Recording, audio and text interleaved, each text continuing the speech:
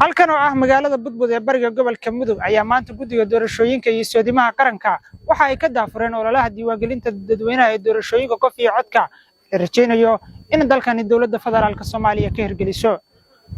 deegaanka Budbud oo ka mid ah deegaanada ugu ballaaran ee bariga gobolka Mudug isla markaasina muddo dheer sugayay inay qaataan kaarka diiwaangelinta dadweynaha ee doorashooyinka qof iyo codka isla markaasina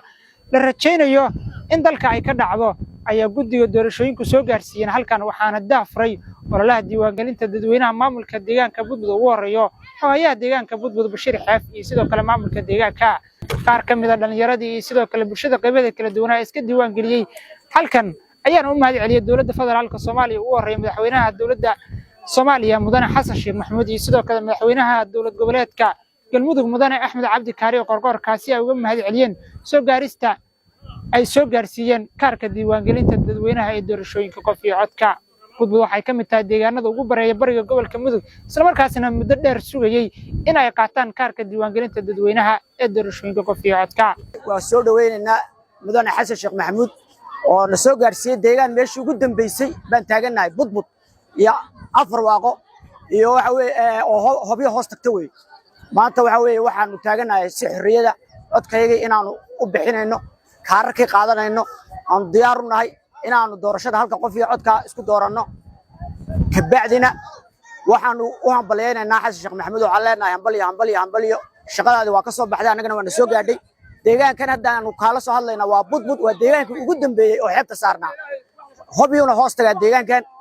waxaas arkaysaa reer Budbud waxay dar u yeeyeen maanta codkooda qaataan waxaan u mahadnaqaynaa madaxweynaha Soomaaliya Xasan Sheekh Maxamuud madaxweynaha galmudug Qorqor iyo dhammaan ka shaqaysay maanta waxa laga baxay qabiil waxa laga baxay jeclaysi waxa laga baxay in qofka lacag lagu doorto maanta qof walba oo muwaadin Soomaaliyeed wuxuu leeyahay kaarbo istaxaq buu leeyahay qofkii bari qofku hore wax qabtay qof bari wax qaban doono buu dooran doonaa qof walba xisbi buu leeyahay marka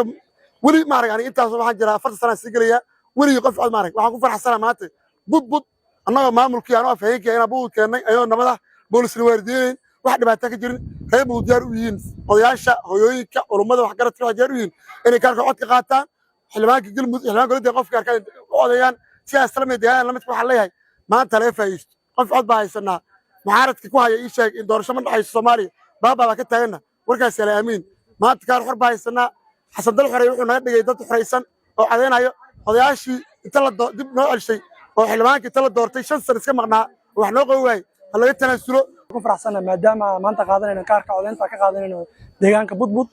anagoo ah dhalinyarada Budbud oo ku aad u faraxsanahay waxaan u mahadcelinaynaa madaxweynaha gobolka madaxweynaha gobolka galmudug sidoo kale madaxweynaha waxaan u mahadcelinaynaa dawladda Soomaaliya waxaan leenahay aad u mahadsantihiin waan ku faraxsanahay qof iyo codka waan soo dhaweynayaa diiwaangelinta doorashada isteedka galmudug iyo federaalka intaba aad iyo aad